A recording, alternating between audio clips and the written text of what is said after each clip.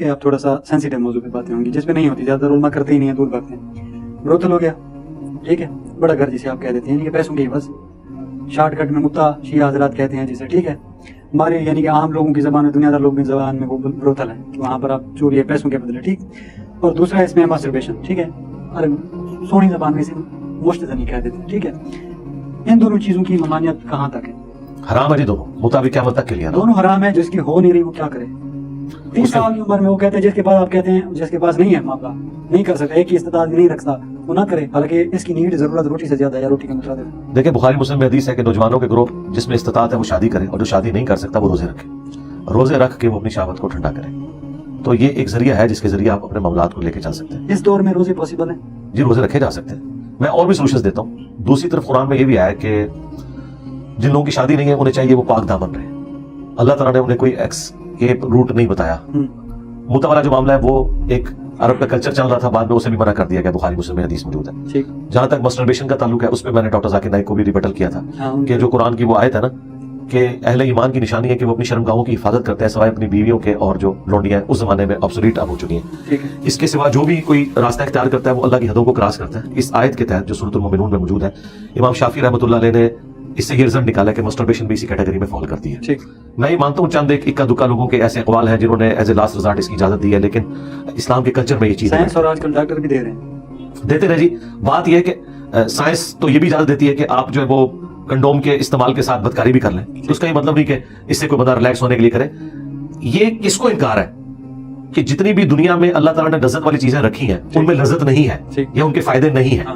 شراب کو اللہ نے قرآن میں کہہ دیا کہ اس میں بھی فائدے ہیں لیکن زیادہ نقصان ہے. فائدوں سے کسی کو انکار نہیں ہے. بات یہ کہ اللہ کی حدود ہے, اللہ کی جو حدود ہے نا ان حدود کا خیال رکھنا ہی تو آپ کا دنیا میں ٹیسٹ ہے. دنیا میں آپ کو جتنی نعمتیں استعمال کرنے سے منع کی گئی ہیں نا, جنت میں وہ آپ کو انعام کے طور پہ ملنے والی ہے.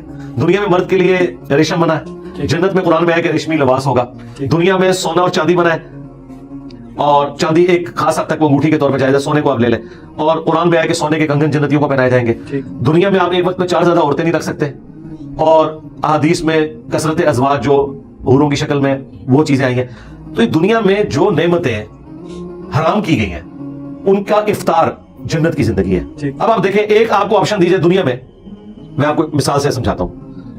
اگر گورنمنٹ یہ اناؤنسمنٹ کرے کہ آپ لاہور سے لے کر پنڈی تک کا جو 5 گھنٹے کا ریل کار کا سفر ہے یہ کھڑے ہو کے کر لیں, اور پنڈی پہنچتے ہی پوری زندگی آپ کے گھر کا خرچہ حکومت اٹھائے گی, آپ کے بچوں کا میڈیکل, ان کی تعلیم, سب کچھ صرف 5 گھنٹے آپ صبر کر لیں, آپ کہیں گے ٹھیک ہے.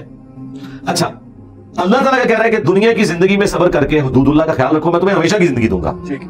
یہاں تو اربوں سال کا فرق ہے, بلکہ کمپیریزن ہی کوئی نہیں. تو یہاں پہ بھی روزہ رکھیں, آخرت میں افطار کریں گے. اگر آپ دنیا اورینٹڈ ہو جائیں گے نا کہ میں نے دنیا میں سب کچھ اویل کرنا ہے, تو آپ سیکس کو تو ذرا سائڈ پہ رکھیں. مجھے بتائیں دنیا میں جن لوگوں کے اوپر ظلم ہوتا ہے, جوڈیشری سے ان کو انصاف نہیں ملتا, کیا آپ ان کو الاؤ کریں گے؟ میں آپ کی زبان میں بات کرتا ہوں. جو لوگ اپنے آپ کو سیکولر یا سول سوسائٹی کا بڑا علم بردار سمجھتے ہیں, کیا مجھے سول سوسائٹی کی اجازت دے گی کہ اگر دنیا کی جوڈیشری سے آپ کو انصاف نہ ملے تو آپ قانون ہاتھ میں لے کر اپنے باپ یا بیٹے کے قاتل کو ڈائریکٹ جا کے گولی مار دیں؟ نہیں دیں گے. تو سیکس میں آپ کیوں اجازت دیتے ہیں کہ آپ چونکہ شادی نہیں ہو رہی تو آپ آؤٹ آف ویڈ لاک کام کرنا شروع کر دیں؟ وہاں کیوں آپ اجازت دیتے ہیں؟ جس طرح آپ اس کو معاشرے کے لیے زہر قاتل سمجھتے ہیں, ہم فری سیکس کو بھی معاشرے کے لیے زہر قاتل سمجھتے ہیں. تو کسی معاملے کو تو آپ نے مانا, لیکن آج مجھ سے آپ پوچھیں, میں مسلمان ہوتے کہوں گا کہ ہٹلر ایک ظالم شخص تھا. ہٹلر نے یہودیوں کو ناحق قتل کیا.